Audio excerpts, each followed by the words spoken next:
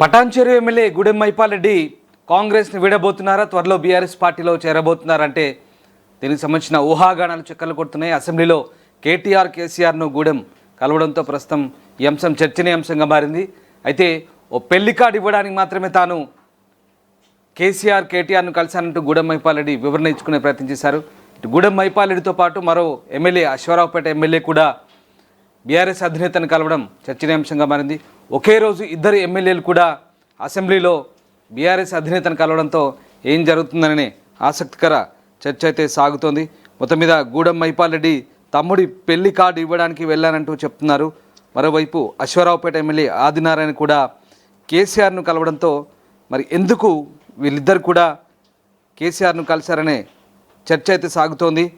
మరోవైపు గూడెంపై హైకమాండ్కు కాటా శ్రీనివాస్ గౌడ్ ఫిర్యాదు చేసినట్టుగా తెలుస్తోంది. దీంతో కాటా శ్రీనివాస్ గౌడ్ను తట్టుకోలేకపోతున్నానంటూ గూడెం మైపాల్ రెడ్డి ఆవేదన చెందుతున్నట్టుగా తెలుస్తుంది. సో మొత్తం మీద గూడెం మైపాల్ రెడ్డి బీఆర్ఎస్లో చేరబోతారు అంటూ మరొకసారి ఒక ఆసక్తికర చర్చ అయితే సాగుతుంది. బట్ ఏం జరుగుతుంది? మా కొలీగ్ శ్రీశైలం అసెంబ్లీలో పెళ్లి కార్డు ఇవ్వడానికి కలిసారా?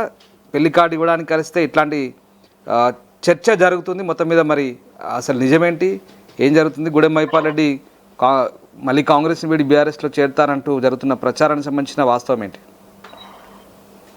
ఎగ్జాక్ట్లీ రామ్దాస్, ఇవాళ తెలంగాణ అసెంబ్లీ సమావేశాలు స్టార్ట్ అయ్యాయి. అసెంబ్లీ సమావేశంలో అసెంబ్లీ ఆవరణలో ఆసక్తికర ఘటన చోటు చేసుకుంది. బీఆర్ఎస్ ఎల్పీ ఆఫీస్ లో ఉన్న గులాబీ బాస్ కేసీఆర్ ను ఇద్దరు కాంగ్రెస్ ఎమ్మెల్యేలు కలిశారు. పటాన్చెరు ఎమ్మెల్యే గూడెం మైపాల్ రెడ్డి కేసీఆర్ ను కలిసి తన తమ్ముడు పెళ్లికి రావాలంటూ కోరుతూ ఆహ్వాన పత్రికను అందజేశారు. ఖమ్మం జిల్లా అశ్వరావుపేట కాంగ్రెస్ ఎమ్మెల్యే ఆదినారాయణ సైతం కేసీఆర్ ను కలిశారు. కేసీఆర్ ను కలవడంపై ఆదినారాయణ స్పందించారు. మర్యాద పూర్వకంగానే కేసీఆర్ ను కలిసినట్లు వెల్లడించారు. కాగా గత అసెంబ్లీ ఎన్నికల్లో ఆదినారాయణ కాంగ్రెస్ పార్టీ నుంచి విజయం సాధించగా గూడెం మైపాల్ రెడ్డి మాత్రం బీఆర్ఎస్ నుంచి గెలిచి కాంగ్రెస్ పార్టీలో జాయిన్ అయ్యారు. అయితే ఫిరాయింపు నేతల విషయంలో నిర్ణయం తీసుకోవడాన్ని ఎంత సమయం కావాలో చెప్పాలంటూ స్పీకర్ గడ్డం ప్రసాద్ కు సుప్రీంకోర్టు ఇటీవల నోటీసులు జారీ చేసిన సంగతి అందరికీ తెలిసిందే. ఈ క్రమంలో ఫిరాయింపుదారులపై స్పీకర్ ఎలాంటి నిర్ణయం తీసుకుంటారో అని చాలా మంది ఎదురు చూస్తున్న తరుణంలో కేసీఆర్ ను మైపాల్ రెడ్డి కలవడం చర్చనీయాంశంగా మారింది.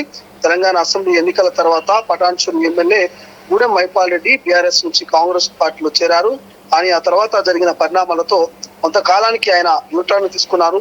కాంగ్రెస్ లో అనాధికారికంగా కొనసాగుతున్నప్పటికీ పలు సందర్భాల్లో బీఆర్ఎస్ కు కేసీఆర్ కు అనుకూలంగా వ్యవహరిస్తున్నారు. అంతెందుకు పటాన్చెరులోని తన క్యాంప్ కార్యాలయంలో కూడా కేసీఆర్ ఫోటోను పెట్టుకున్నారు.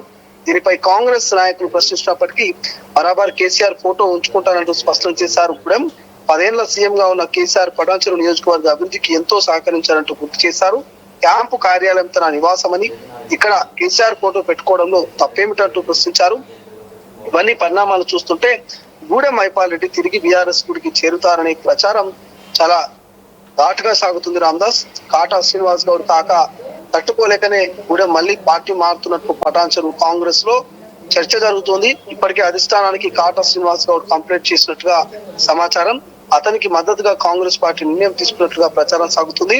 మరోవైపు పటాన్చెరులో కాటా శ్రీనివాస్ గౌడ్ కి ఫుల్ పవర్స్ ఇచ్చినట్టు కాంగ్రెస్ పార్టీ కొంత ప్రచారం చేస్తున్నారు కొంతమంది. Ramdas, right, thanks for the update Srisailam. So Gudem Mypal Reddy తమ్ముడి పెళ్లి కార్డు ఇవ్వడానికి అసెంబ్లీ ప్రాంగణంలో ఉన్నటువంటి కేసీఆర్ కార్యాలయానికి వెళ్ళి ఆయనకు కార్డు ఇవ్వడం జరిగింది. మరోవైపు అటు అశ్వరావుపేట ఎమ్మెల్యే ఆదినారాయణ కూడా కలిశారు, మర్యాదపూర్వకంగా కలిశానని చెప్తున్నారు. సో ఇద్దరు ఎమ్మెల్యేలు బీఆర్ఎస్ అధినేతను కలవడంతో ఒకసారిగా ఒక ఆసక్తికర చర్చ అయితే జరుగుతుంది. సో గూడెం మైపాల్ రెడ్డి గతంలోనే బీఆర్ఎస్లో మళ్ళీ చేరతారంటూ ప్రచారం జరిగింది.